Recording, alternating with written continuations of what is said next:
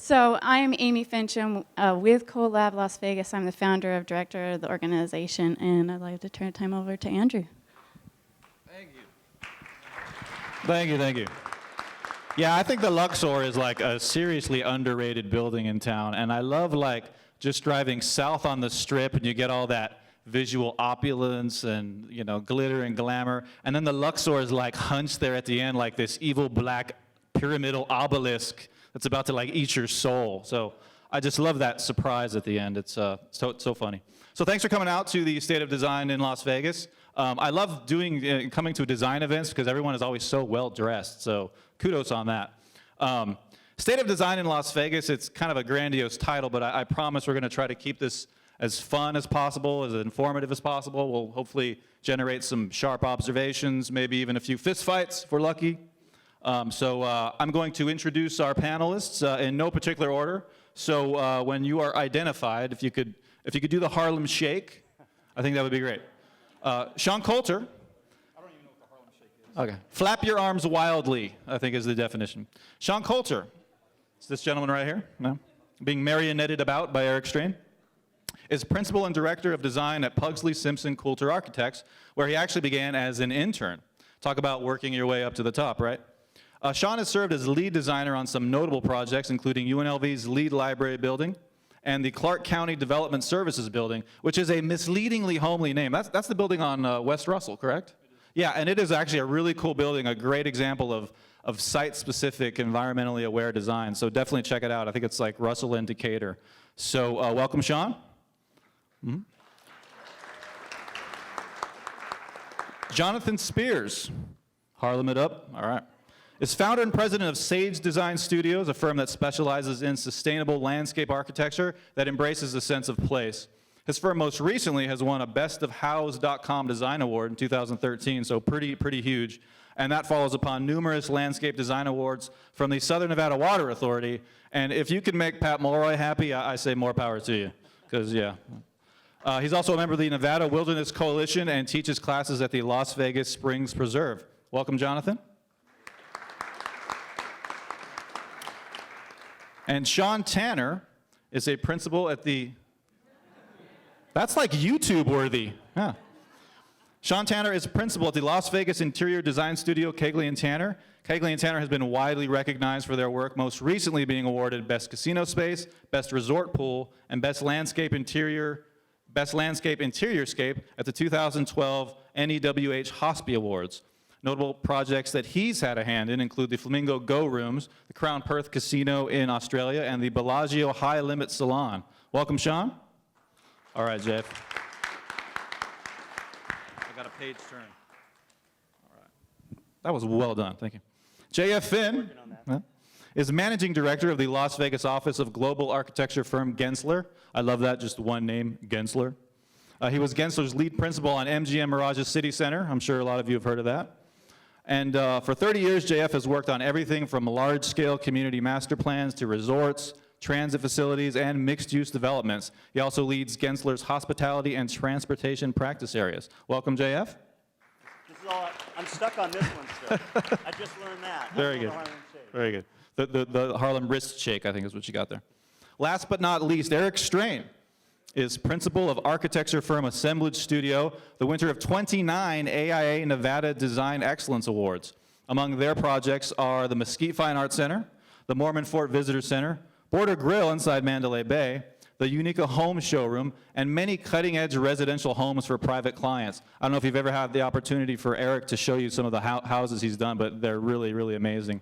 Most importantly, I think of Eric as a sort of a design ambassador, and he's constantly sort of instigating questions, and I think instigating is the right word for Eric. But he's always instigating dialogue about the role of design in Southern Nevada in an everyday kind of concrete sense. So and he gets a lot of credit for helping organize tonight's panel. So thanks and welcome, Eric.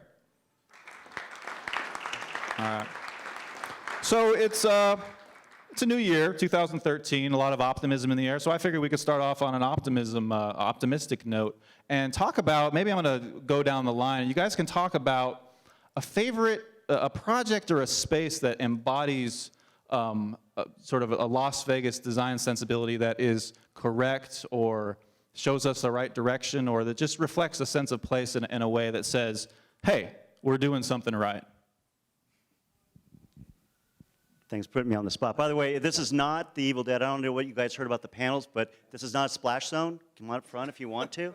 I think in terms of that, there's a lot of things that are really good about Las Vegas, and there's a lot of great spaces out here. I think the best part about it is a laboratory. It's a place where we can have fast fails, where we can learn, experiment, innovate very quickly. And I think I would say from an optimism point of view, rather than putting out one project or one thing, it's that the spirit of optimism that I have is for our ability to innovate and constantly strive. We could do more here in 3 months than most places could do in 3 years or 5 years. And that's proven over and over and over again. So I think for tonight, maybe one of the themes could be, how do we leverage that and our ability to innovate and this community, the way it innovates, and take that to the next step so we can actually get ourselves out into the marketplace as opposed to being in our bubble, Amy.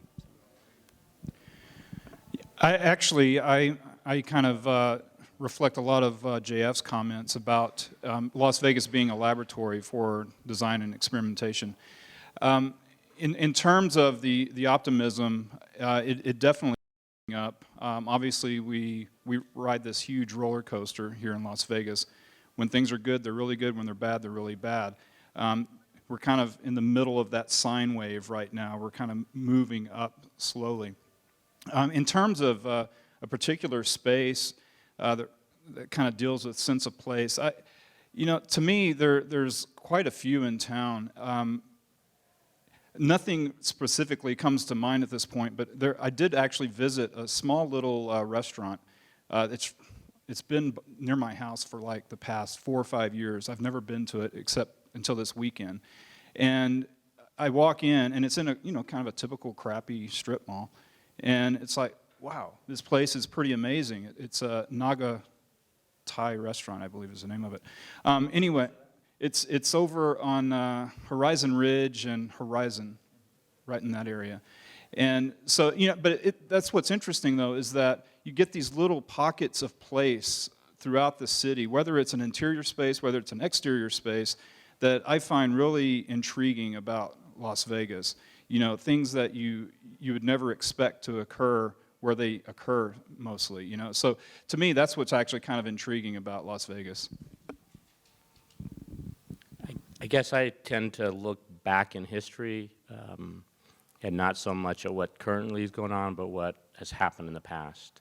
And spaces that I find interesting and constantly drawn back to are like the Southwest Gas Building on Spring Mountain Road, the little homes that are along St. Louis as you drive from like Las Vegas Boulevard to Eastern, and the block work that's done there, and the idea that those homes are over 50 years old and they still are in a pristine kind of quality that speaks to kind of that use of that material in this environment. So those are the kind of things that I get drawn to. Eric, can you talk briefly about the Southwest Gas Building? Because I think a lot of people would drive by that building and not give it a second thought, and I think its value and its charms are perhaps not immediately evident. But what do you like about that building? I think it's very similar to the houses. It's the use of materials, the core tin that they've used, the idea of the buildings that surround the interior courtyards, the use of daylighting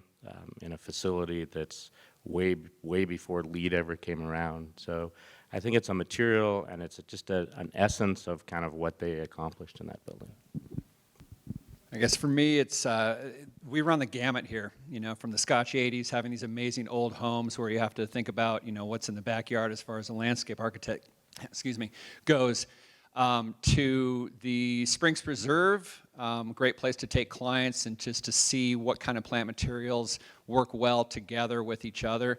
The one problem with that is we used to have the gardens across the way that had 20, 30 years under its belt, so you could see these fully grown trees. They did bring a lot across the street, but I think it misses out kind of on that tried and true, seeing how the plant materials work together.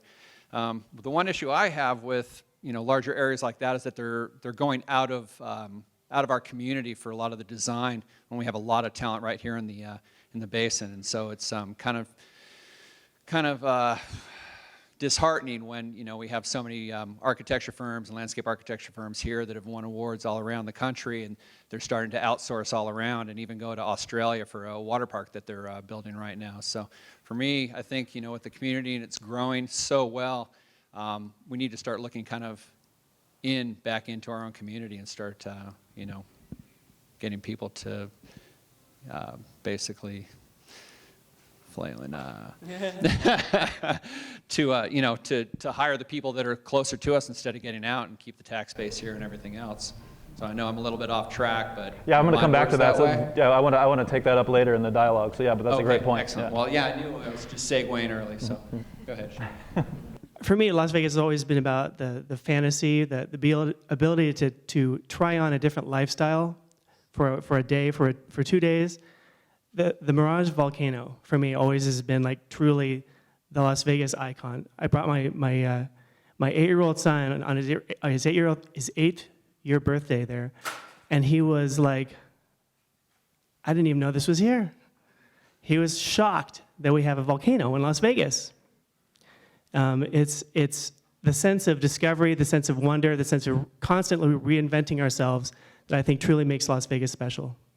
Mm-hmm. Yeah, and hold on to the mic so we're not just sort of passing it back and forth. But so it seems like right now the consensus is that we're slowly kind of lurching out of the economic doldrums and the housing market is picking up. And I think in 2012, new house building was up like 42% over 2011. So it seems like the kind of the suburban machine is kicking in again.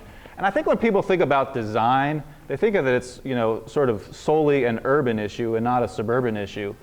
I mean, how do we actually sort of, you know, bring that dialogue out to the suburbs as far as to designers who may be operating with a more sort of turn and burn commercial impulse? Is there an opportunity here to kind of, you know, bring that dialogue out to the creation of the strip malls in the suburbs, which, for better or worse, I mean, define a lot of Las Vegas? Sean, you're holding the mic. I'm holding the mic. Well, a lot of the panelists and I had a little session before this, and we're talking about how low fees have become in this market, and it's about how do you do more with less. And you know, we've started doing a lot of projects that normally we wouldn't have done before because, you know, obviously we need to make some money. So we're working on a mortuary right now. We're working on a community center over at Siena. You know, we're just trying to make do with how little work there is really in this community right now. There is still not enough work to go around. Mm-hmm. So when you're dealing in an environment where you're accepting lower fees, does that constrict your, you know, your creativity or your concerns to bringing, you know, good design, sustainable design practices to the work? Quality is always our concern. We never would want to do a project where we weren't proud of it. It's just trying to manage our clients' expectations of excellent service, being able to be there all the time, and still do it on a low fee. It's very difficult. It is an art these days. Okay. Does anyone else want to chime in about, whether the pause in the housing market represents an opportunity to, introduce a dialogue about, I don't know, more responsible or more intelligently designed suburbs? I guess the one thing it allowed me to do is take time off to not only look to California and to Utah and to get licensed there, but also to start looking into LEED and a few other things and really start doing a lot more research and kind of reinventing myself as a designer, because when so much work is coming in so quick, it's almost like even though you want to get creative on one or the other job, it's almost like cookie cutter to get to the next one. You're trying to be as creative as you can, but you also don't want to turn clientele away.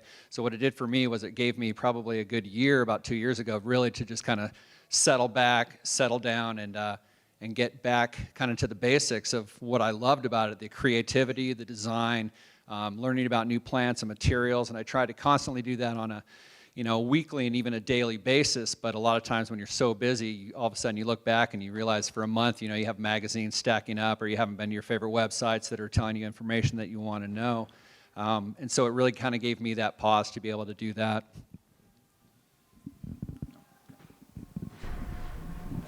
Just keep passing the mic down. I'll pass it back. My concern is, like in the neighborhood that I live in, they're building new houses. Nothing's changed. They're exactly probably what was planned there before the recession hit. And so the concern that I have is that design firms have so little of the, we'll say, the market in terms of what's actually built. You know, the tract housing, you know, these strip centers that pop up. There's very little that we actually have control over in the suburbs. Not to say that we don't, but there's percentage-wise, it's so small. And so we need to look at that and look to see how the city can develop in a responsible way. Because right now, I don't see anything that's changed in terms of the recession other than it just slowed the housing market down. The designs are still kind of crappy, you know. So. I don't know who they're designed by. I don't think they're designed. In the backyard. No. Right. And do you think that is a space where, you know, where the county could come in and, you know, ask for design standards? I mean, I understand in some communities there are aesthetic and energy efficiency standards that can be, you know, pretty strict. Do you think that's appropriate for Southern Nevada, or do you think there's an opportunity for that? There's only one right answer, Sean. Well, I don't know that it's the government's place to put those types of regulations in place. I feel that it's the community's place to do that. We should be, as citizens of the Mojave Desert, we should be the ones putting that type of standards in place. And right now, I don't see that change happening. I hope it will, but. We had this discussion in class yesterday, and one of the students in the class made the comment that he constantly hears architects, designers bitch about the kind of tract housing that we have here in Las Vegas, but nobody ever offers, well, what are you going to do? You want to bitch about it, but what are you going to do? And I think my answer to him was that we've had conversations with home builders, and their attitude has always been, I don't need to change because I'm selling them faster than I can build them. And it comes down to, I think, us as a design profession starting to change the consumer's attitude, that there needs to be variety in the market, and there needs to be options other than, do you want white or tan stucco, and do you want brown or red tile? And until we get the consumers to start changing that, the home builders aren't going to change. This model's worked for them in Southern California, in Tucson, in Phoenix, and in Las Vegas. And it's more than just us getting involved. It has to be the consumer that starts to say. I mean, I think Blue Heron has made a mark in town for, it's not tract housing, it's an upper end home, but they've made a very nice niche for themselves, creating something that isn't out there in the market that they're doing quite well for themselves. But that's only like a very small percentage of the overall market, you know. Tiny. So, yeah. Yeah. JF, you wanted to chime in? Well, I think Eric kind of said a little bit of what I was thinking, which is I don't think it's government's place to come in and dictate, because, you know, we might get shit, but it's just different shit. I think really what ends up happening is there is a movement. If you go to many urban environments, people are flocking to this. They're flocking to cities. They're flocking to new kinds of communities. And I do think it's a driven issue. I think we'd all love to see this whole thing flip upside down in 2 or 3 years. It's not going to happen. So until we provide alternatives that someone can look at a consumer level, exactly as Eric said, we're going to agree a lot. I know I can tell this, but at a consumer level, that they've had the alternatives to embrace the things that are important to them. Generations coming up are looking for community. They're looking for authenticity. You hear this over and over again. You've written about it 100 times. But until you provide that, and us as designers can provide those kinds of alternatives, you're not going to change the consumer's attitude, which means you're not going to change the developer's attitude. Right. So maybe this notion that slowdown of the recession forced people, we went through a cycle. First year was everybody, you know, basically, what is the denial? You're sad, you're crying, you're doing things. The second was kind of like, oh shit, now we do now. Third time was, okay, well, I can sit around and pout for a long time, or I can start promulgating my own projects. And so we saw an outcropping of a whole bunch of things that people were making up themselves, designers coming to the table and saying, wait a minute, have you thought about this? Because you're using, you know, Jonathan, you're using time to its best interest to say, well, let me do something creative to try and move people's minds or move people's spirits. And as designers, that's really what we have to offer. That's our stock in trade, and that's our ability to do so. So provide some alternatives, let it get some traction in there, and I think you provide that. And you're seeing it in other cities, and you're seeing it in other models of European communities, even over in China, where they're just crushing people into cities. They're starting to go, whoa, wait a minute, and you're starting to see little pockets of innovation happen. So again, going back to Las Vegas, we've got the most innovative community in the world, probably, that happens here. Fast fails, let's throw some things out on the table and see if some of them stick, and as designers, we have the ability to do that. It sounds in some ways like you're pleasantly surprised. I mean, my impression was that the consumer wants, you know, I want a cheap house that I can move into and not worry about sustainability, you know, whatever. But it sounds like the educational process for you is actually, there's not as big a hurdle as one might expect. It sounds like there's a hunger out there. I think there is, and I don't think you're going to, all of a sudden the suburbs are not going to get abandoned.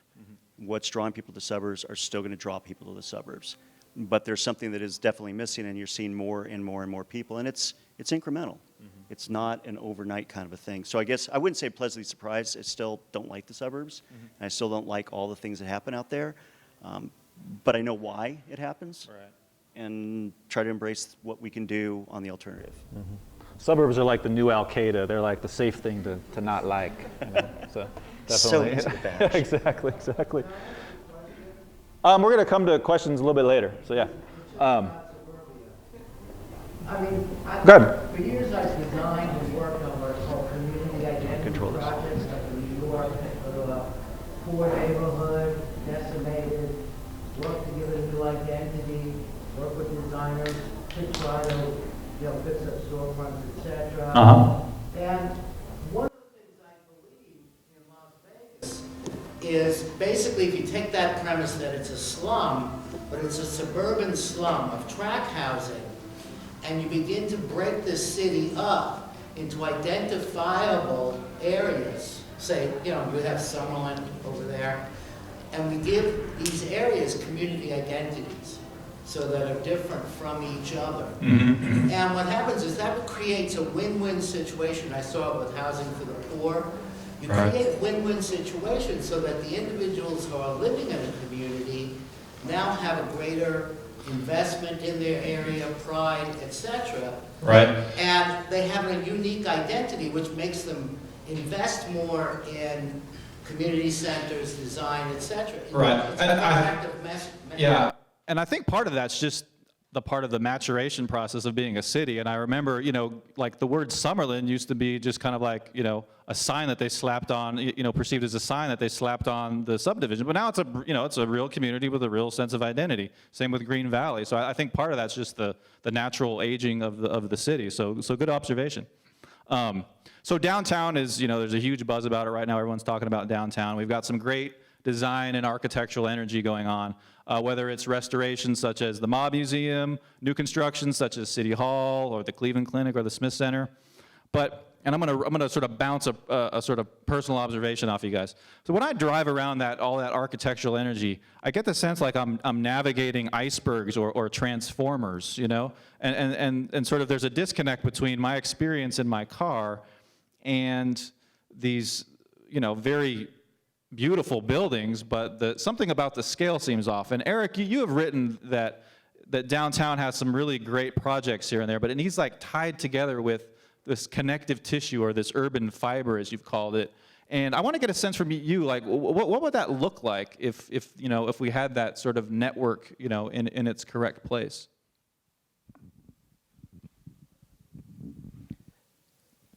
I'm not sure what it necessarily looks like, but I think it's troubling to me that we have created a series of just icons throughout the downtown, and we really haven't focused on how one connects them.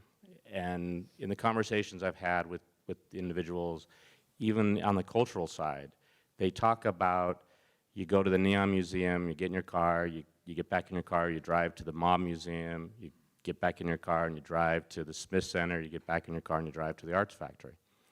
I know no one that's ever done that. I don't know anybody that ever would do that. I see them going to one facility, they get back in their car and they drive back to the suburbs. There hasn't been that kind of real in-depth urban study on how we start to connect these things.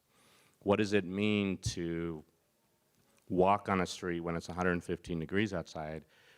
The response seems to be we put palm trees on the street, and that's enough shade that one can kind of hop from one palm tree to the next tree in shade. I find that I just can't understand the logic that goes into that kind of thinking. So, I mean, is there something that we could have done differently, before that wave of development started that would have obviated that outcome? I think it comes down to having a very frank discussion with the city and counties on what it is that we need to connect in between. How do we get the landscape architects to work with the planners that bring a sense of identity to those streets instead of just following a plan that the city's put in for 40 years that says on the north-south streets we plant palm trees and on the east-west streets we plant shoestring. I'm having a hard time with that logic. I look to cities like, I'm constantly going back to Phoenix, and I look at Mill Avenue, I look around Tempe, I look at downtown Phoenix and what they're trying to do on 7th Street, and they talk about shade and the connection through structures and not just through landscape. How can we create a much more kind of dense shading device than we can through landscape?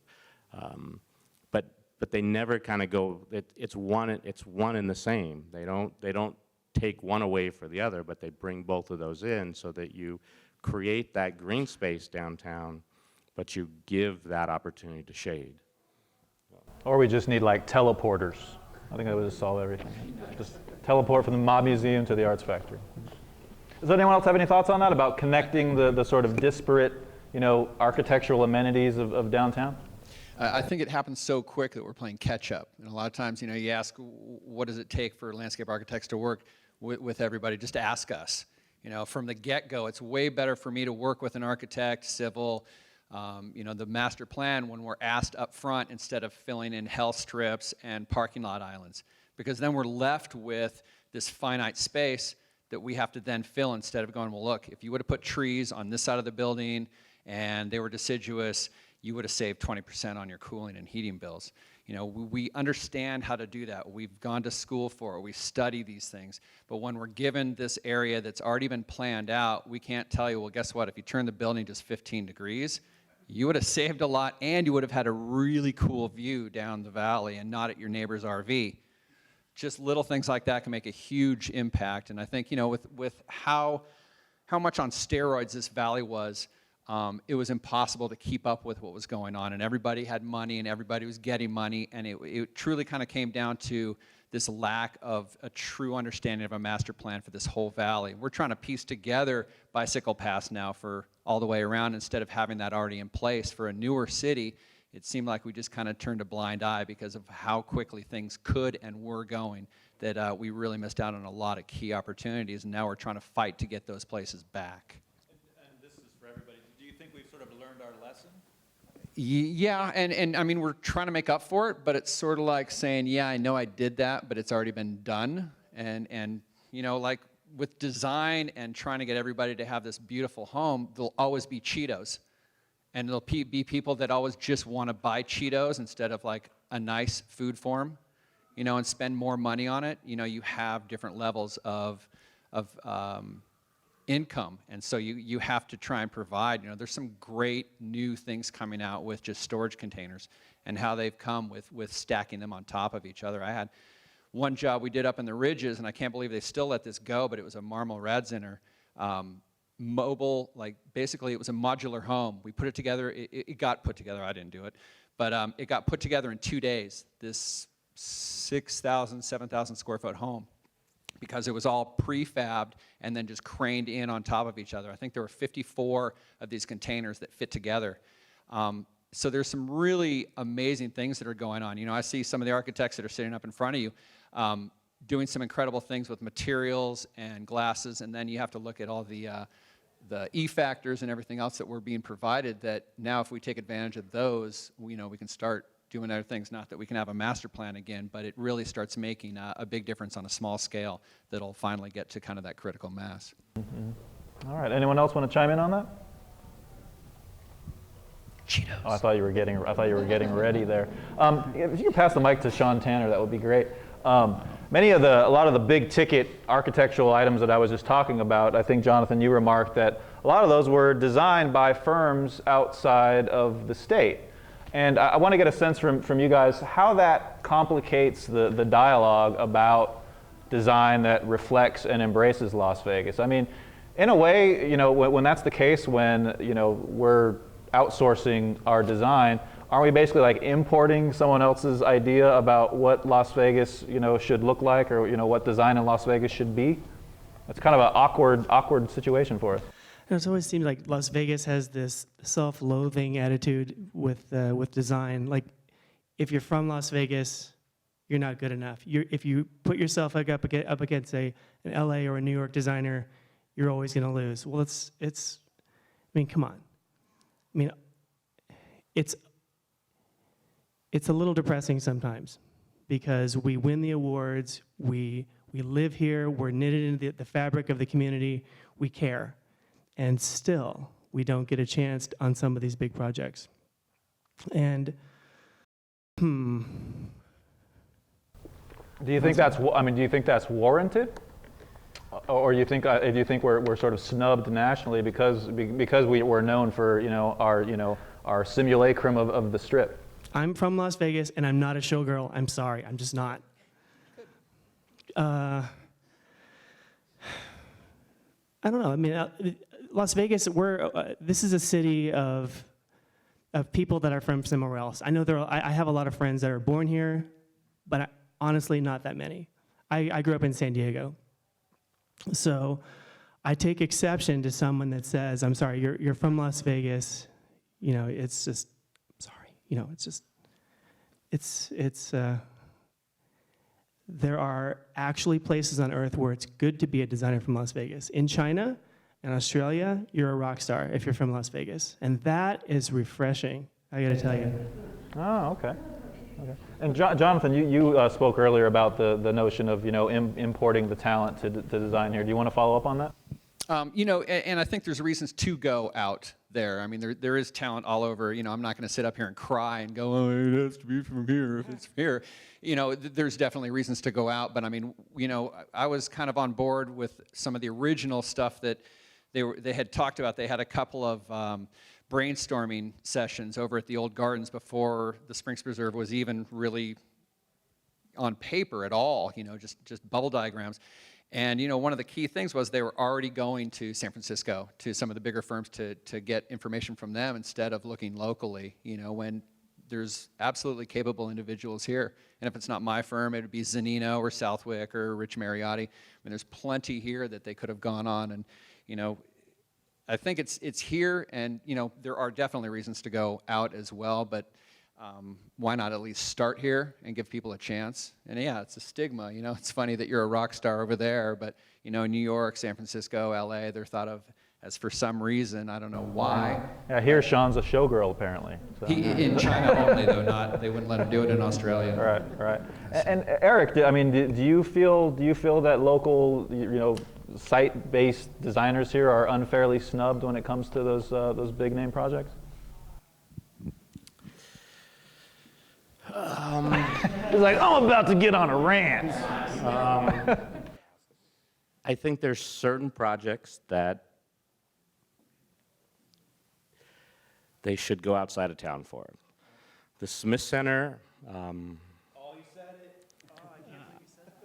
I think that the Smith Center program was something that they could go out of town for. That specialty of designing a performing arts center maybe isn't within the portfolio of the local firms. Now, what they got they could have got locally from damn near anybody. So that's when I question when they bring an outsider in, is are they bringing something to not just the functionality of the building, but are they bringing something that will say something about the design of this valley? Sean, do you want to pick up the mic? Yeah, and can you? I feel that architects are our own worst enemy here because, I mean, we're classifying ourselves as experts in typology, you know, because we have 5,000 projects of this type, we're experts at that. When to me, it's not about the typology as much as it is about listening to the client, right? And understanding their needs, and then also understanding the needs of the site and all of that. You know, we give away a lot of our abilities and our work, and I think as architects, we need to stand up and stop giving away our services the way we do. And when you say that, when you say we, you mean architects in Las Vegas or just architects as a... Architects in general, okay. I think. I mean, we're losing a lot of the control, I guess. But no, kind of getting back to the idea of bringing in outside architects is that it's because when we go after projects, we say, okay, well, we can do that because we've done 1,000 of those. And what that's doing is that's instilling in the clients, that's kind of altering their perception of what architects are. You know, in terms of design, and the way you approach a project, what's different about a library versus a recreation center? You know, yeah, there are specific programmatic elements that are different. But the client, you know, a lot of times they're experts at that. You know, they're already doing what they're doing in a building somewhere, right? So they know what they want. It's our job to get out of them that little bit more, right? And just this idea that architects are, you know, specialists really bothers me. And, you know, and it goes back to we're just our own worst enemy. Mm-hmm, mm-hmm. And then what are your thoughts? I mean, I imagine that you have a decidedly different perspective, Jeff, because, I mean, with projects like City Center, I mean, you're dealing with an outward-facing global brand, which I suspect, you know, kind of complicates your ideas about the perception of architects here. Yeah, this is a very awkward position to be in, having managed 60 some odd designers, none of them are local, and having had a client and help to basically promote the idea of going outside. So for full disclosure, and by the way, Eric, I think all the local designers are offended that you compared and said that we could do just as good a job at the Smith Center. I think all the local designers could do a much better job than was at the Smith Center. Ooh. So anyway. Everyone together now. Ooh. I'm so glad it's here. It's wonderful to have culture, and we got to have, you know, ballet and everything else, and there's wonderful things happen there. The building sucks, and let's just admit it. The building sucks. But that's beside the point. But I think at City Center, to go back, because it's important, and obviously for us this is an odd position to be in, because as a promoter of local, as someone who really believes deeply in what this valley has to give, and yet at the same time, Gensler helped to promote being part of that. MGM went out very specifically. They were in high-rise curtain wall construction, and they believed that there wasn't anybody in town that really had that kind of expertise, to go into what Eric talked about. So that's why they went outside. It's not an excuse. And I think what you got at City Center, and hopefully none of my clients are here from City Center, but what you got at City Center was a lot of really beautiful, stunning, sculptural things that don't have a deep level of heart or soul, because they didn't bring the heart or soul that belonged here that this valley can bring to their buildings. And I think the same thing goes for Smith Center. It doesn't have a great heart or soul to it. It's not part of this valley, and it's not part of what really makes this valley special, and what the local architects feel and know and understand instinctively and intuitively about what's great about living here. So Eric talked about connective tissue, but he also talked about, you know, being out in 115-degree heat and what comes from design intuitively about being that in this kind of an environment. And I think that's part of what's missing. I don't have a good answer, by the way, for your question, because we're all basically subjected to working for someone who's bringing money, who has a very different mission, or often has a different mission than we do, in what success means. And if we can merge their metrics with our metrics, then usually that's an incredible success, right? Mm-hmm, mm-hmm. But we're still beholden to the person that's bringing in the money and what their delivery is and what their commercial outcome is going to be. So that makes it a little bit of a challenge. That said, I think that we probably don't do a great job of talking about what success means for an architectural project or a design project or a landscape project or urban design here in the Valley. And maybe that's an area, Desert Companion, I think, has done a couple of really terrific articles and done some programs where it talks about what's important.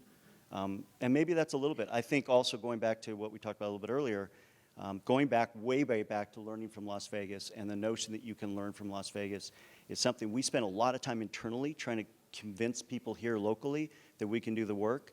And I'm absolutely convinced that we could take things that we can learn here, things that we can bring to the table that are innovative, and get that out to the marketplace. Outside of there, where people are going to go, wait a minute, I need a call somebody from Las Vegas because I'm in a desert environment, or I'm in a massive entertainment capital, whatever.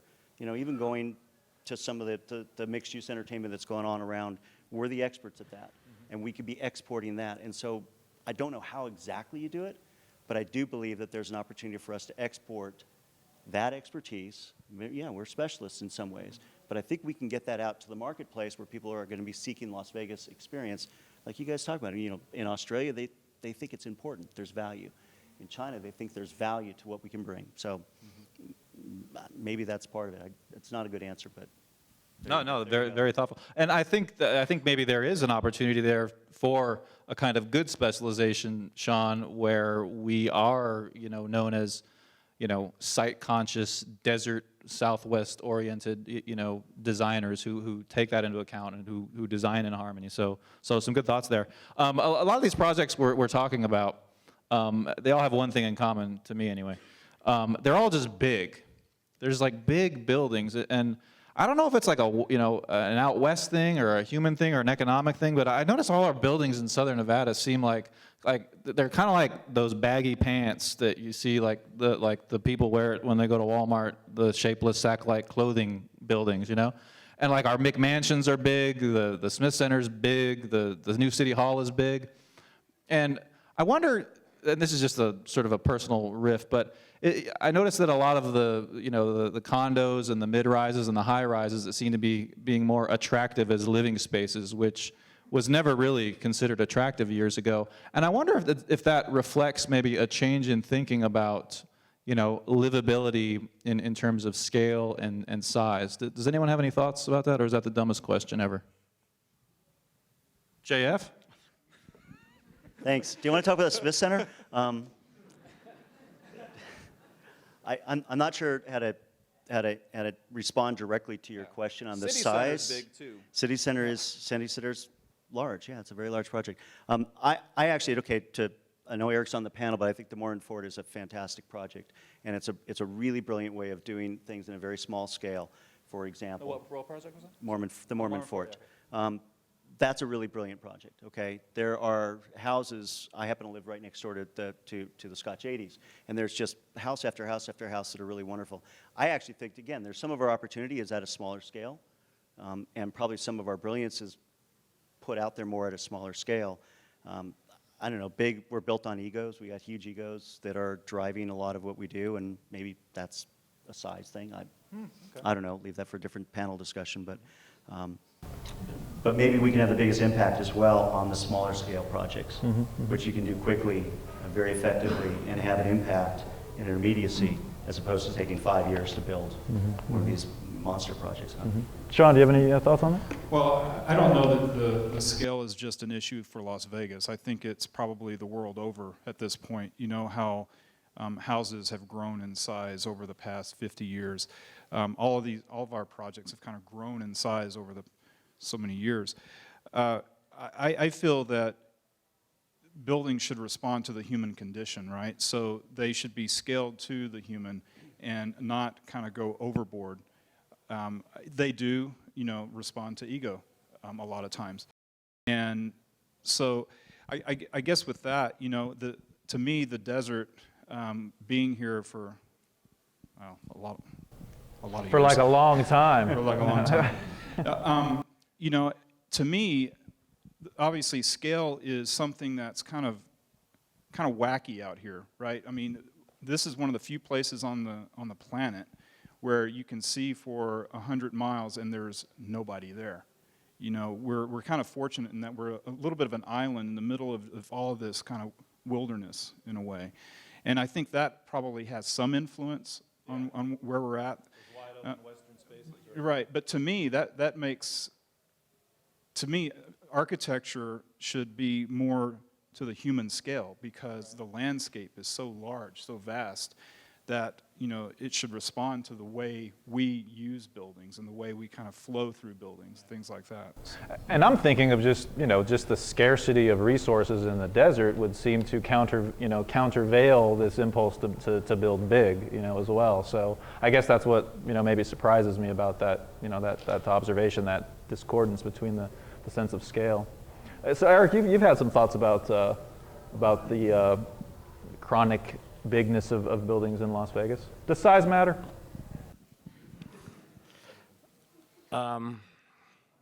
Size matters. Smaller the better. I really think it comes down to, I hate the word architect, because it's gotten to the point that the majority of clients think that as an architect, back to size, we do 6 inches. We do that 6-inch wall, and we decorate the cake, and we don't work with a landscape architect, but they hire them separately. We don't work with interiors, and they hire them separately. And we've never really been given that opportunity to talk about space instead of architecture. And I think that, and I see it when I go back to juries at universities across the country. Architecture is all about the image. And the prettier picture you can make in 3D, the more applause you get at the end of the day. But nobody talks about, as Sean was talking about, how do you occupy that human condition in that space? And I wish there was a way that we could work together without labels, so that the 3 disciplines, the 4 disciplines, whatever, you come together and you're just designers. There's a great firm in LA, Mark Rios, that within their office are all 3 disciplines, computer programmers, and it's just a luck of the draw. If you're not busy and a landscape project comes in, it's your project. If an interiors project comes in, it's your project. If a deck of cards comes in to be designed, it's your project. It doesn't matter what discipline you went to school in. And I don't see that here in Las Vegas. And we're guilty of it ourselves. I mean, we have a big ego, and we want to design everything in the kitchen sink and the dishes. And we haven't reached out to the interiors and the landscape. And I think that's a downfall for us. And I think that goes to building the local community. If we can't come together as a design community, why the hell should the consumer not go out of town to hire that? And when we start kind of bringing our expertise together as designers, I think that's when we start creating design for this community that actually starts to make sense. Mark Rios also designs furniture too. You know, I got to see him a couple years ago at UNLV. You know, look at what the car has responded to fuel prices and what we've seen just in the last few years with cars. You know, we've had this unbridled valley and all the land we needed, you know, just given Las Vegas as an example. You know, I get to work with Blue Heron. I do all their landscape architecture. And the way that they design a house, even though a lot of them are fairly large, they don't look that way. They don't have this 30-foot entry with huge columns because you have to have this statement, or this huge palm tree in the front because it's this phallic symbol of I've got my money. But it's a little bit more human scaled. What I really like about them is it brings the interiors out and the exteriors in. It really breaks down that barrier. You know, given now that we have these walls that can just open up and they're pure glass, you know, we can have the furnishings inside and outside, so it really breaks down that whole wall where you're able to, even though your room may be a bit smaller, it looks a lot bigger from the borrowed landscape beyond. And so, you know, it all depends upon the person. Some people have to have a big house, but, you know, I see a lot of houses that look great on the cover of a magazine, but God, I could never live in them because they're just sterile, they're clean, and they're probably not that much maintenance as far as what it looks like. But, you know, there's a really fine line between modern and livable and warmth, you know, and a home and a house. And those are the difference, you know, between me and some other people that can design and just kind of have this very sterile environment. I could never live in a place like that. You know, it can be smaller as long as I got to have growies because I'm a landscape architect, I'm a plant geek at heart. But to have all those hard surfaces when we're organic in nature and shape, it kind of throws me off a bit. So it has to be counterbalanced with some softness in some way or another, and just some livability. So kind of rambling, but that's it. I'm going to talk about the standard room size. In the 90s, there was the push to who has the biggest standard room in the hotels on the Strip, and we got like the JW Marriott's around 600 square feet. Harrah's, their standard guest room was up to 500 square feet. Go to New York City, a lot of the best hotels, you get 380 square feet and you're happy because it's a beautiful space. It's designed around the human experience.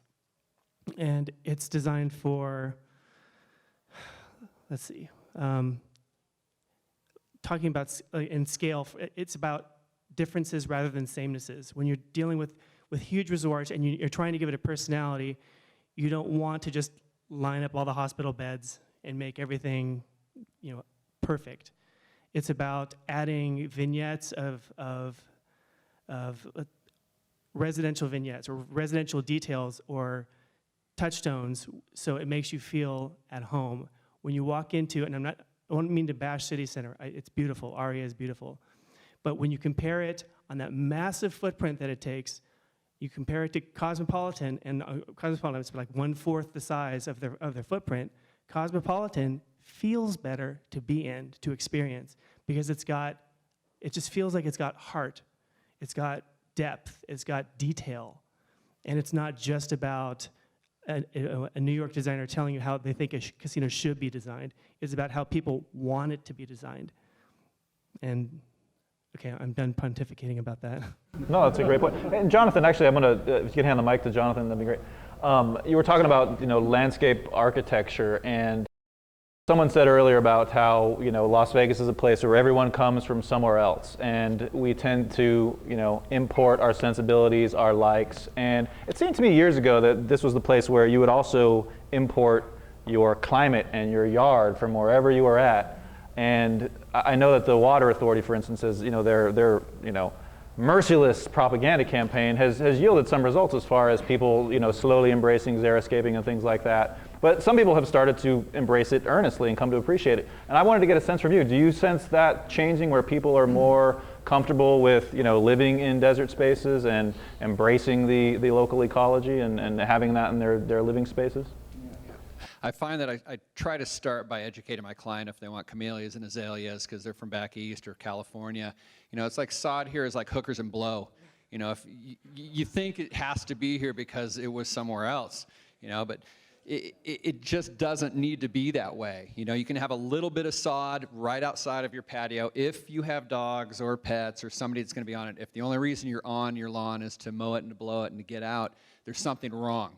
You know, there's something truly wrong. We have so many beautiful plants that thrive here, not just survive here. You know, when I go down and I see a queen palm, it's like, oh, I just want to cut the thing down because they just don't even belong here, you know, let alone all of the other palms pretty much. But some of them at least are a little better at dealing with it.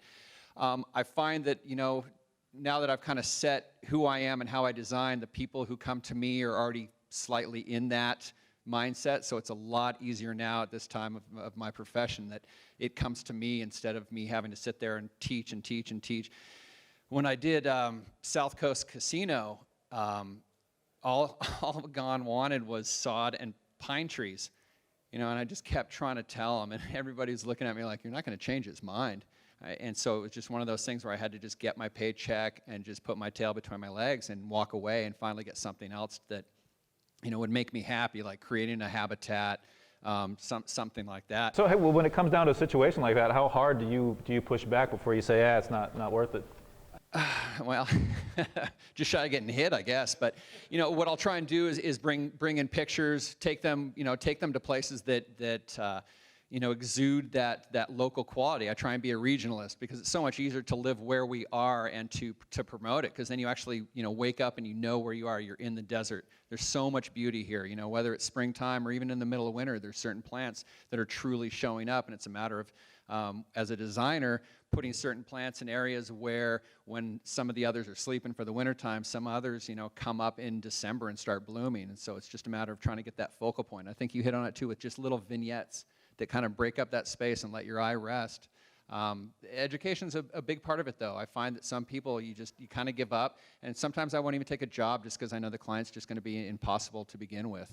It's harder to do that now in this business climate, but I'd almost rather just like walk around with my kids or something instead of take a client like that, because it's just a headache. Sean Coulter, I'm coming back to the Clark County Development Services building and how well that embraces the desert environs and how harmonious it is. Is that hard to sell to clients, for lack of a better term? Not really. In terms of that particular project, no. And I think it boils down to contextualism, right? It was interesting because it was a two-part construction project. It's phase 1 and 2. Phase 1 we designed before LEED even existed, and phase 2 had to be LEED. I guess technically it was just LEED certified, but contractually. But it was interesting because we actually had to fight pretty hard to get the Corten steel on the project. That was the one thing that was difficult because it was a material that the county wasn't familiar with. And so it taught me that familiarity is a big thing for most clients. What do they know? What have they experienced in the past? And what do they feel comfortable with? Luckily, we got that material on the project. I mean, it's something that's been used, like Eric mentioned, the gas project, it's on that. And that was built in, what, the 70s, 80s? Early 80s, I think. But anyway, I mean, so the material's been here, and it's great for the desert because it's, it's rusted steel. And so there's no maintenance to it. And that's actually how we convinced them to use it, is that there was no maintenance. And so, yeah, I mean, I think it boils down to convincing a client of something that they're not familiar with, convincing them that it is good. And you mentioned LEED, and that's almost become sort of, well, yeah, I was going to go into that because LEED's almost been like sort of fetishized as this must-have badge of credibility for any designer or architect. Is our obsession with LEED, is that misplaced? Yes. Well, I feel that it goes back to quality versus quantity, and LEED tries to quantify design, quantify sustainability, and it's not necessarily about that. It's about the quality of the space as well. I mean, a good example is in classrooms, you have to have 30 foot candles at 3 feet above the finished floor, whatever the number is, above the finished floor, and at every square foot of a classroom. Well, okay, to get that, if you use artificial light, that's pretty easy, right? Crappy kind of fluorescent lights. But if you use daylight that comes in, it might be a little darker in the corner, but that offsets the quality of the light that's in that space. I mean, just something simple like that. And then, of course, the whole point system and how it's balanced and all that. I don't know that it's good for us because we try to quantify everything, and now that's quantifying design that I don't know that we can do correctly. Design is just that. It's design. It's subjective, but it's also, well, it's subjective. Well, in some cases, it sounds like meeting those LEED standards becomes so strenuous that the process itself becomes kind of inefficient in a way. Clients spend a shitload of money having us do it, and it's not worth it. I don't think. I mean, it cost us a lot of time and effort to do LEED because of all the paperwork. I mean, on Clark County. All those trees died for LEED, all that paperwork. Well, yeah, seriously. I mean, we literally have binders for Clark County, the project. It's probably 2 or 3 feet of paper just to document. Wow. Irony noted. Wow. You know, so I mean, so the client has to pay for that, and then we found out that the first phase project is actually just as efficient as a LEED Silver project that the second phase is, because it's just, you know, sensible design, responsible design. Now is that applicable? I mean, does LEED apply to that? Is there a way to get certification for that? For the first phase? There is. You can you can do existing buildings. Excellent. I think the clock is running, and I wanted to set aside some time for questions. Is that all right, Amy? Yeah. Are there any questions out there? Yes, sir. I wanted to ask about this. We're talking about the suburbs, and you guys said government shouldn't be dictating design out in the suburbs. I have 2 things on that I wonder if you can respond to. One is, we don't allow, or government doesn't allow automakers to make cars that blow up. Why would we allow developers to build developments that are so obviously unhealthy? Be it without sidewalks or without any of the kind of basic stuff that human beings have been living with for thousands of years. And then my second point was, the fact that what the suburbs look like is the direct result of deliberate government policy. I mean, the regs were written, and now this is what we got. So why shouldn't we just rewrite different regs to make it look different? Okay, so the question was about the role of government in influencing and dictating design. Does anyone want to speak to that? Since you're quoting one of the things I said, I mean, I think your first statements were spot on. That's an excellent observation, and in thinking about it in those terms, I think my comment about government regulations is exactly your second question. Is that we got here because the government went in and wrote something, and the people that wrote that were maybe very well intended, and like often happens, the unintended consequences, you got the suburbs. I think your first part is spot on, because the suburbs have created a very unhealthy environment in many, many different ways, and we could spend probably the entire panel talking about housing. So I think that's a great observation and a great question on, and a great comment on. I don't think, I mean, first of all, we have the prescriptive side. We have codes, which are to keep buildings from blowing up or falling down, just like cars. But I think that there's probably more of a sensible aspect about, and maybe it is government, I don't really think they do a good job of it, but a lot of designers also don't do a good job when they write standards and guidelines for CC&Rs, for example, for the suburbs. That said, the human environment and being able to put the places in between the spaces and the houses and the places that people gather in the parks, and all those things that are part of a healthy environment, getting people outside, are hugely important. And that if we can drive development in that way, and again, I think we have a bully pulpit as designers. Sometimes it's a matter of getting around the developers' metrics to help convince them. I think all of them, Sean, you had the ability to convince the county to put up Corton because you started speaking their language and saying it's low maintenance and it's low cost. And I found in my career, and it's 35 years now of doing a lot of urban design projects, when we've been successful at getting something in there, was getting at the developer side of it, being able to speak their language, looking at what is important to them, and then convincing them that our design solution met their needs and their metrics on it.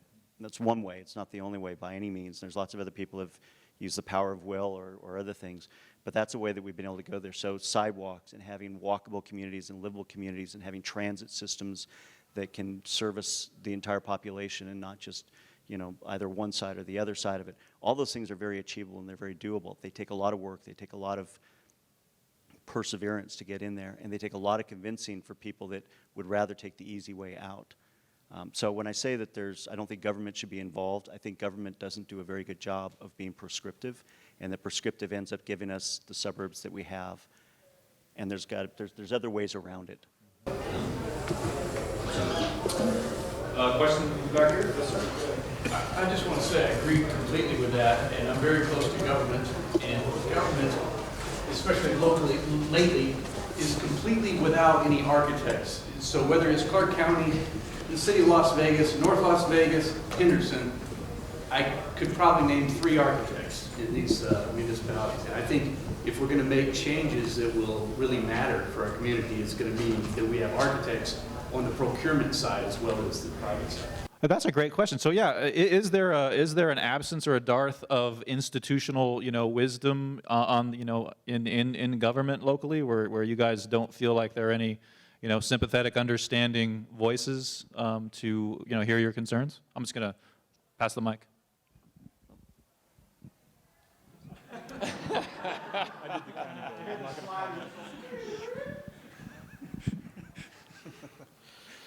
Yes. Oh. I think it just what Sean was saying. I think that there's an education within our governments that I don't think's there. I see the things that are currently being proposed, and I have great difficulty with some of those ideas. I have a great difficulty with First Street. I don't think that putting a couple of trees and some brick to create cross-access in a block makes a whole hell of a lot of sense. And I wonder where those decisions get made. Are they made way before the designers ever get involved, or are they made at the design? So I think just as much as we have to educate the consumers, we need to be educating the politicians. We need to work much closer with the staff that makes those decisions within the governmental agencies. I think it gets very tough to kind of to work with them because there is that. As a designer, you want to push it as far as you can, and you want to bring ideas to the table, and it just gets to the point where you can only beat your head against the wall so many times. Hey, Eric, who's easier to convince, a client or a bureaucrat?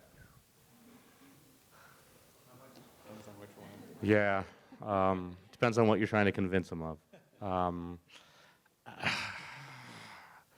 We've been really fortunate. I mean, the clients that we've dealt with privately have been very receptive to new thoughts, new ideas. We have had very good public clients. We've had really bad public clients to the point where we resigned from a project because we received an email from one of the bureaucrats that said, please take the windows out of the facility because we don't want daylight in the facility. And this was an education facility. And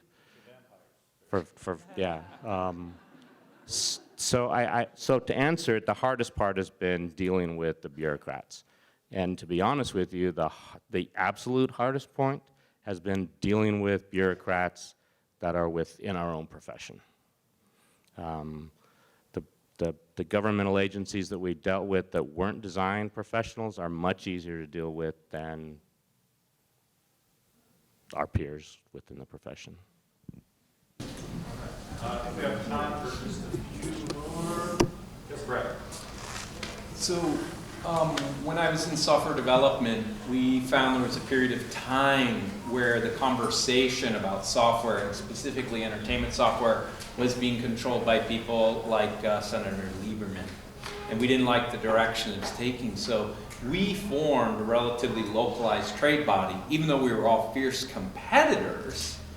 And we worked together and we created the Software Publishers Association as a response to bureaucrats, politicians, and others that were going to do destructive things to our industry and try to dictate our content.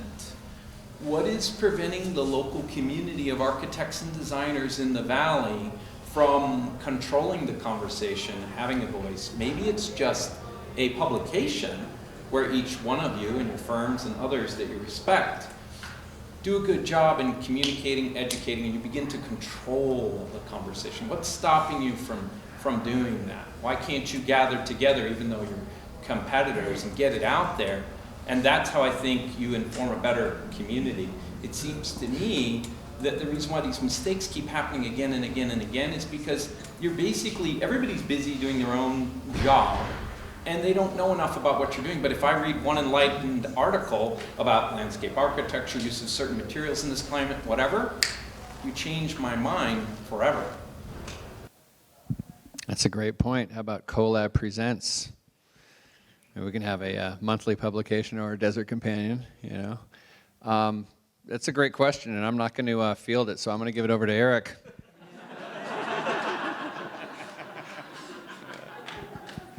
I'll take it.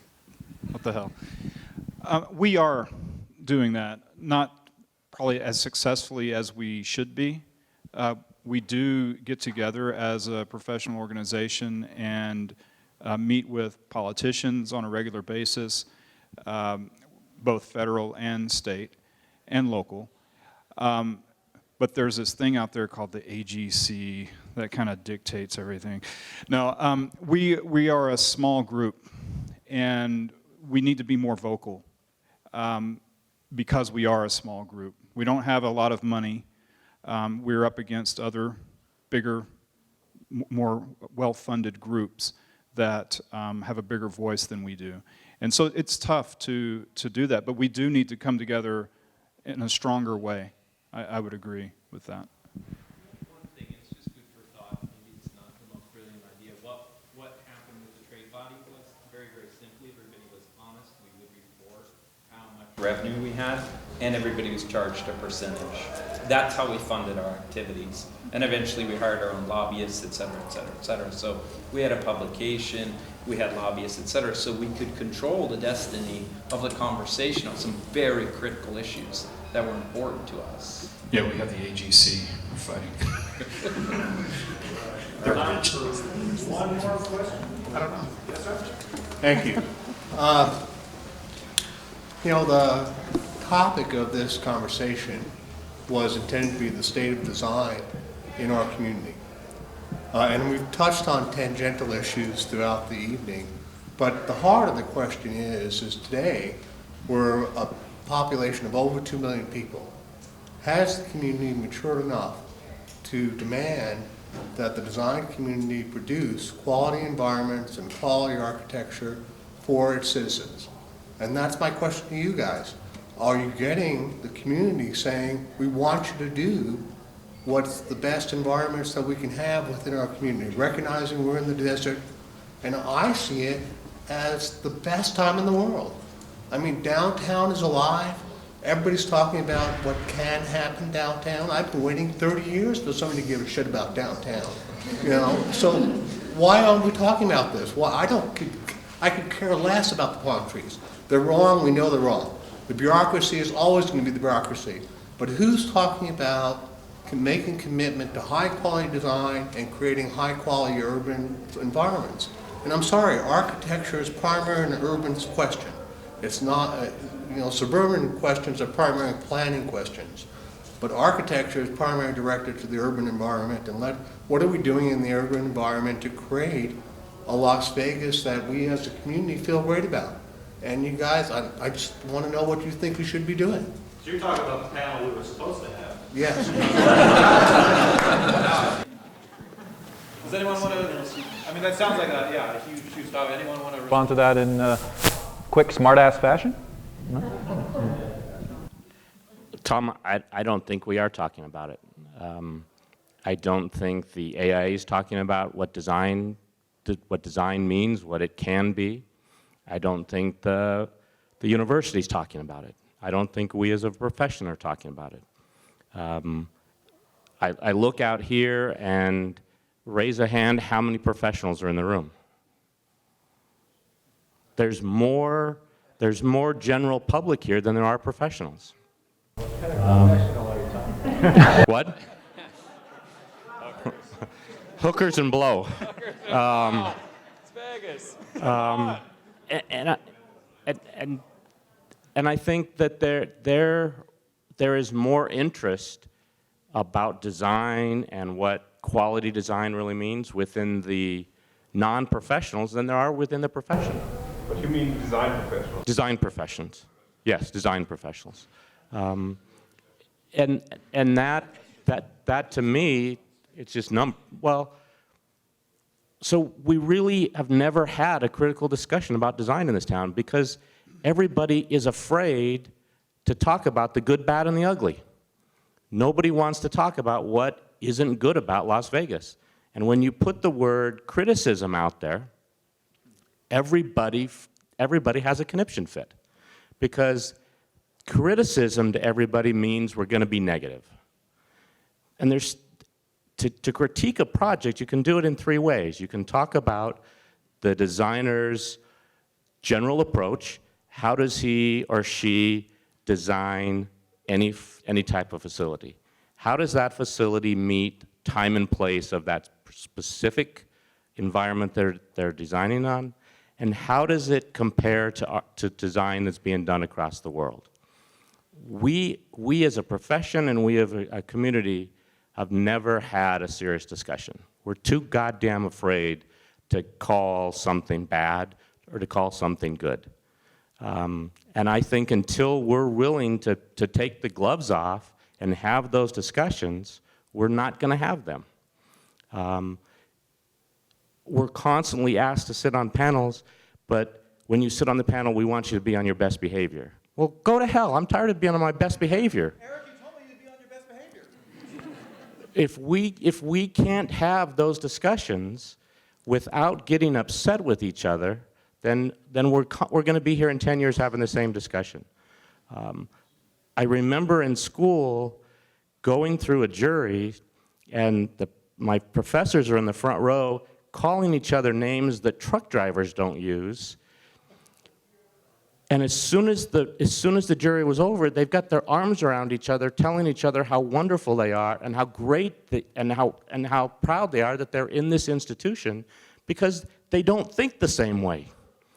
So when are we going to take the gloves off, and when are we going to have those kind of discussions? Tom, I don't think until we're willing to do that we can talk about it. I think part of the problem, that's 10% what I'm hearing is a lack of thinking out of the box as a group. Marketing. I'm thinking back to LA and a man named Frank Gehry. 20 years ago, I was out in LA, and architecture was sort of wobbling and trying to find its soul. And all of a sudden, there was a lot of writing about those architects in LA, a lot of exploring, a lot of looking at the really good work. And I've looked at all your work, all of you guys are really good, but you don't have marketing. You don't have a kind of out-of-the-box thinking. And let me throw what I mean by out-of-the-box. My project in life right now is called Redesigning Poverty. That's what I'm about. And I got that from my teacher, who was a guy named Buckminster Fuller. So it's that concept, that kind of energy of, I like failure, you know? And one of the things that I see in Vegas is, there's a trailer park over here that's just one of the ugliest looking places, but it's beautiful. And I would love to redesign that with Redesigning Poverty. And that would get a lot more press and notoriety, my little effort to redesign a trailer park, than the entire MGM architectural achievement. They're magnificent designs, guys, but what's missing is a certain dynamic of out-of-the-box thinking.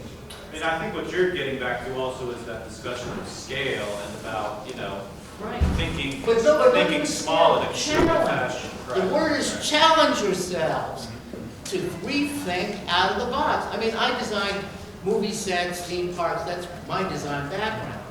But I also took time off to go design slums, like I said to you, where poverty exists. What can we do to change that community? And you're up against every resource in the book. You're on the brink of failure. If you don't like to fail, you can't succeed. I think that what was great about That's LA what's missing here. during that time was the LA Forum, and it was a group, Yes. it was a group of designers that basically said exactly what the hell with bureaucracy, to hell with establishment. Let's They rewrite the book. They came together. They had a ton of media that got involved with them. There was several publications that come out of it. The LA Forum held a series of competitions that went out. They had And there exhibitions were on what over was going on. 45 books published on just a designer designed a light bulb, somebody put it in a book. It was just a wonderful opportunity. But what they were doing architecturally and as designers was redesigning all kinds of things and doing it on the fringes. And so that generated a huge opportunity. Most of what I hear your conversation tonight is about working with the client, rather than looking at working with the innovation that you possess as a creative individual to rise to new challenge. I think I'm going to And promote subcontract that. the next panel to you. I mean, those are great questions. No, but I mean, think out of the it's box still is out of the ongoing. box, and, Yeah. you know, I think I it's still an ongoing mean, dialogue, yeah. one of the greatest challenges we face, Louis Kahn addressed it. I mean, every major architect I've Trying to seen shut you down. has a problem. A lot of these projects that you see on the strip, actually almost all of them, are the result of design by committee. When you have 100 people that can say no and one person that can say yes, you're going to end up with the lowest common denominator on a lot of these jobs.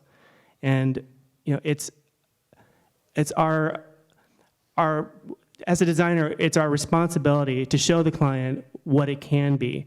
But oftentimes, the question they ask us after they've seen a presentation where we go all out, we're trying to push the envelope, they ask us, where can we see this? And that kind of thinking is what's killing us in this town. It's the trying to play it safe because you have $150 million to spend and you don't want to waste it. It's the size of some of these jobs. It's just we can't be innovative on some of the large projects because it's just too much money to risk for a lot of these executives. And you have the executives like Don Maradino, who used to work for, he was at Rio with Tony Marnell, then he was at Hard Rock, and he was at Flamingo. He was the kind of guy where he would ask, where can I see this before? And if you could tell him where you could see it before, he'd say, get it out of here, get it out of here. Show me something I haven't. And it's rare to find a client like that. It really is in the city. Mm-hmm. Well, great questions. I don't know if we have time for any more, but there'll be more dialogue at the bar next door. Lady Sylvia, I think you guys will be hanging out, right? Like I had worked that plug-in? There you go.